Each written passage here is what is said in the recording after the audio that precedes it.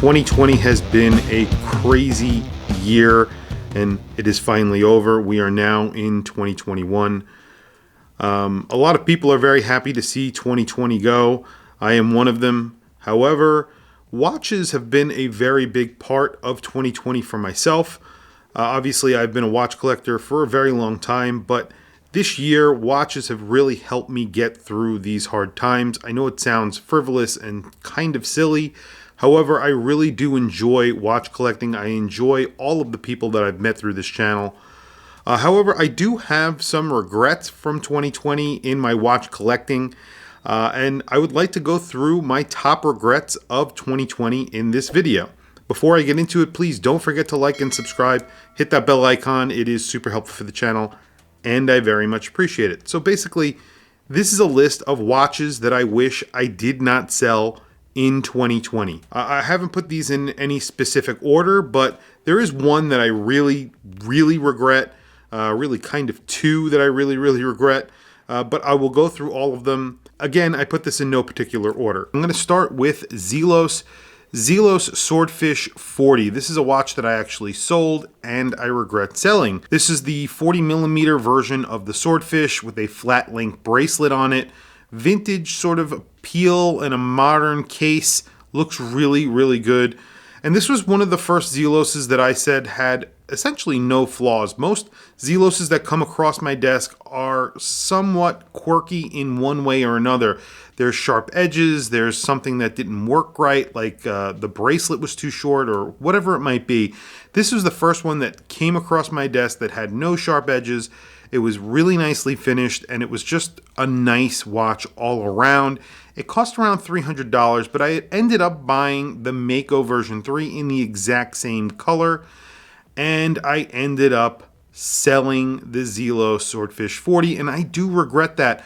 I think it's actually a better watch than the Mako version 3, and unfortunately, like I said, I did sell it, and now I have some major regrets. I am looking forward to future Zeloses that are coming out in 40mm, specifically the Swordfish, and also the black tip. So I should have that on the channel pretty soon for review, but definitely regret selling that watch. It is something that I definitely would like to get back. Next on this list is another favorite of mine, and it's probably one of my biggest regrets of all time selling. It's a watch I should have kept. I should have held on to. I made a very big mistake, especially since I had it at such a really good price, and that is the Seiko SLQ007, the Jay Leno. This is a kinetic chronograph with the 9T82, actually a very high-end chronograph movement. It is a kinetic movement, so it is quartz. However, these are pretty high-end. This was a 42mm watch, integrated bracelet. It had a segmented dial, and each little segment had a sapphire crystal, so it was a really high-end watch. Just a really cool watch, very modern, weird, just a funky watch that now have gone up in price, and I really regret it. I sold it, of course, to fund another watch, and I do this sometimes, and I very much regret it. Another watch that I regret, maybe not as much as that SLQ, is the Anantha. That was a 45mm sort of Grand Seiko or baby Grand Seiko chronograph. This was an automatic chronograph with an 8R28, 45mm on a bracelet. I had a beautiful strap for it as well. I think I sold it for like $1,100. These were around $4,000 when they were new. Just really cool watches. A little bit big or on the bigger side, but just an incredibly made watch, and I very much regret selling this. You could see that 8R from the back, which was really cool. It had sort of like a blade looking custom rotor on it. Beautiful watch. I really do regret selling it. It always felt way more expensive than it actually was. It's just a gorgeous watch. Next watch on this list is another one that I really regret. This is the Breguet Transatlantic Type 20 chronograph. I owned one of these. I actually never reviewed it for my channel before I sold it. I sold this very early on in 2020, a horrible move on my part. This is 39 millimeters. It's the classic black dial, beautiful watch that I actually loved it. It was a Grell watch of mine. It still is. I sold it to fund a Vacheron that I bought. I don't regret doing that. However, I do regret selling this watch. Maybe I should have sold something else. This is an incredible watch with a lot of history behind it. Le Mania, I think it's a 5100 automatic chronograph movement. These were commissioned by the French military during World War II. A bunch of different manufacturers made Type 20s. However, Breguet are the ones that were worth way more than all the rest. And there's a good reason. Breguet makes some awesome watches. These are obviously reissues. This was the 39 millimeter, so it's a smaller version. Just a good looking watch. One of the best looking functional chronographs that you can get. Just a cool watch. Next on the list is the SNZH57, or the 55 Fathoms by Seiko, a 42 millimeter dive style watch. It's a Seiko 5, 100 meters water resistance. It has 7S 36. I think I sold this for $150. I have no idea why. Again, when I'm starting to fund another watch, I start thinking about what I can sell to fund that watch, and usually I make some good decisions and I sell things and I make a little bit of money on them. However, in this case, I think I lost money on this sale. It was for a watch that I probably should have never sold, because I really do like this watch.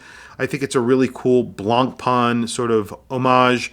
Good looking watch. Should have never sold it. This is the 5.7, is actually the one with the gilt dial, the gold indices. Looks really good. Big mistake. Next on the list is that 1970s vintage Tissot Seastar chronograph that I had. A large vintage watch from the 70s. A lot of 70s style, 40 millimeters. It has a Valjoux 7734. Lots of color accents on the dial. It had like a silver colored dial, silver tone dial, blue accents, orange second hands. Just a good looking chronograph, kind of quirky. 40 millimeters by 42 millimeters, kind of hard to get on a strap and wear comfortably, and that's kind of one of the reasons why I sold it. Again, I also sold this to fund another watch, and that was, of course, the Blancpain Waltham that I bought, another vintage watch.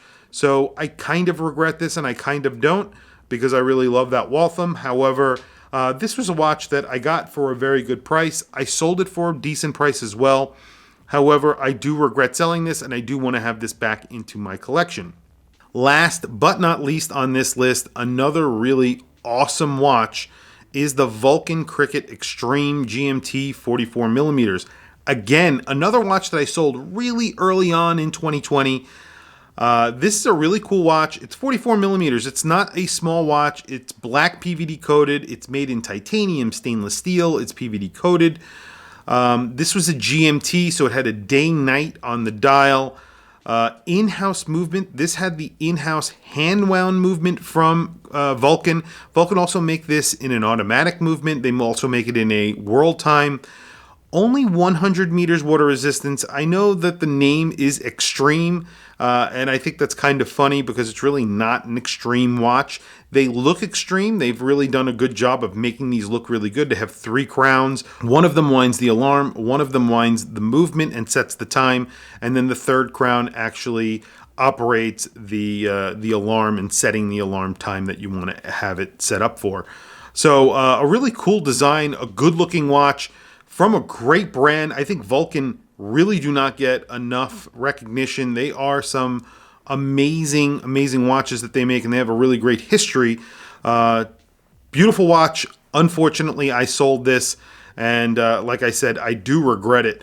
These were pretty much around $5,000, $6,000 new, somewhere around there. You can get these for around $1,000 to $2,000, and there's a few different versions, as I mentioned. Good looking watches, and I definitely regret selling this. This was a big regret as well.